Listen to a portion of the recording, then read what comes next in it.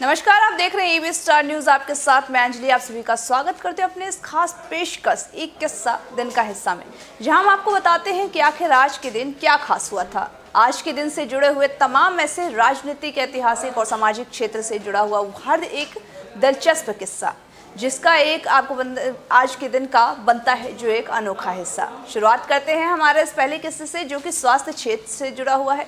जी हाँ, स्वास्थ्य क्षेत्र। आप जानते हैं कि आज ही के दिन विश्व आयोडीन अल्पता विकार निवारण दिवस मनाया जाता है, जो हर साल आज ही के दिन वैश्विक स्तर पर मनाया जाता है। तो आइए जानते हैं आखिर इसकी शुरुआत कैसे हुई, क्या है, इसे क्यों मनाया जाता है। देखिए हमारे इस खास पेशकश में। आइए जानते हैं आज क्या है खास। 21 अक्टूबर का ऐतिहासिक आकलन।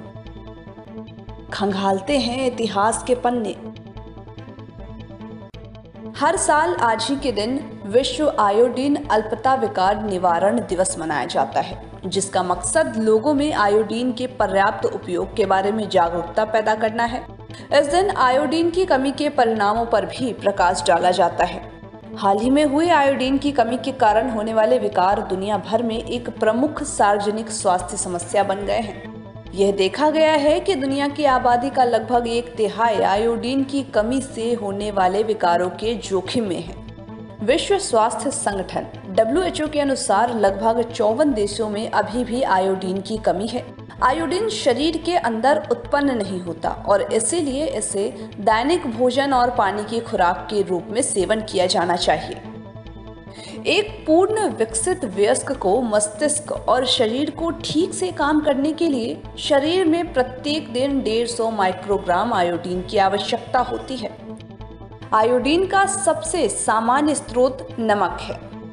आयोडीन युक्त कुछ अन्य खाद्य पदार्थ निम्नलिखित हैं, जैसे कि दूध, अंडा, समुद्री शैवाल, सेलफिश, समुद्री मछली, समुद्री भोजन, मांस, दालें, अनाज इत्यादि आयोडीन से भरपूर होते हैं और इसीलिए इसे दैनिक आहार का हिस्सा बनाने की आवश्यकता भी होती है।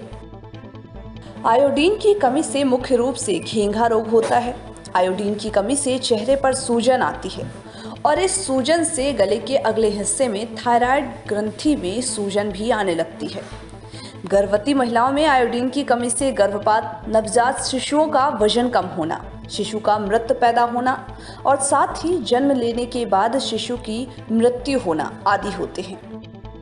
एक शिशु में आयोडीन की कमी से उसमें बौद्धिक और शारीरिक विकास समस्याएं, जैसे कि मस्तिष्क का धीमा चलना, शरीर का कम विकसित होना और बौनापन, वहीं देर से यौवन आना, सुनने और बोलने की समस्या तथा साथ ही समझ में कमी भी नजर आती है। चलिए आगे इसी कड़ी में अगला बढ़ते हैं अगले किस्से की तरफ, जो कि भारतीय पुलिस प्रशासन से जुड़ा हुआ है। आज ही के दिन पुलिस स्मृति दिवस मनाया जाता है, जिसे हर साल 21 अक्टूबर को मनाया जाता है। तो आइए जानते हैं आखिर इसे क्यों मनाया जाता है, पुलिस स्मृति दिवस, और साथ ही इसे मनाए जाने के पीछे का कारण क्या है। देखिए हमारे इस खास रिपोर्ट में।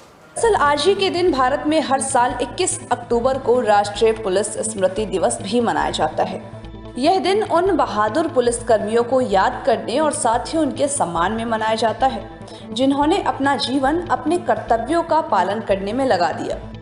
पुलिस स्मृति दिवस 21 अक्टूबर 1959 को लद्दाख के हॉट स्प्रिंग में भारी हथियारों से लैस चीनी सैनिकों द्वारा 20 भारतीय सैनिकों पर हमला किया गया था, जिसमें 10 भारतीय पुलिसकर्मी शहीद हो गए थे और 7 को बंदी बना लिया गया था। और उस दिन के बाद से हर साल 21 अक्टूबर को शहीदों के सम्मान में पुलिस स्मृति दिवस के रूप में मनाया जाने लगा। चलिए बढ़ते हैं इसी कड़ी में अगले और आज के आखिरी किस्से की तरफ, जो कि जनसंघ पार्टी से जुड़ा हुआ है, जिसकी भारतीय राजनीति में एक अहम भूमिका रही है। आज ही के दिन भारतीय जनसंघ पार्टी की स्थापना हुई थी। आइए जानते हैं जनसंघ के बारे में विस्तार से, आखिर इसकी स्थापना कैसे हुई, कब हुई और क्यों हुई। देखिए, भारतीय जनसंघ की स्थापना आज ही के दिन साल 1951 में डॉक्टर श्यामा प्रसाद मुखर्जी ने की थी। 1952 में पहले आम चुनाव हुए। इस चुनाव में जनसंघ ने हिस्सा लिया और 3 सीटें भी जीती। जनसंघ का राष्ट्रीय पार्टी के रूप में उदय हुआ। 1957 के दूसरे लोकसभा चुनाव में जनसंघ को 4 सीटें मिली। अटल बिहारी वाजपेयी पहली बार सांसद बने।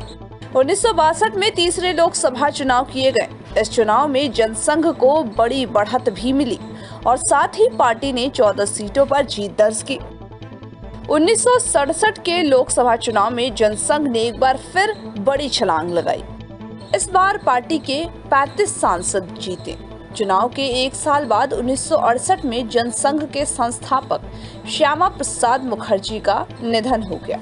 1969 में अटल बिहारी वाजपेयी भारतीय जनसंघ के अध्यक्ष चुने गए।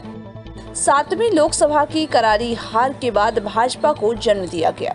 6 अप्रैल 1980 को भाजपा बिहारी वाजपेयी के नेतृत्व में भारतीय जनता पार्टी का गठन किया गया। 1984 के अपने पहले लोकसभा चुनाव में बीजेपी को महज 2 सीटें मिली।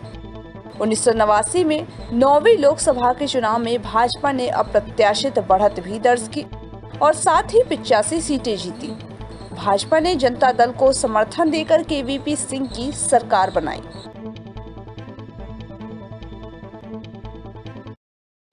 आज के हमारे इस खास पेशकश एक किस्सा दिन का हिस्सा में मुझे दीजिए इजाजत और अगली बार फिर आपके सामने लाएंगे एक नए किस्से की तरफ प्रस्तुत होंगे आपके सामने। तब तक के लिए बने रहिए हमारे साथ और देखते रहिए एबीएस स्टार न्यूज़।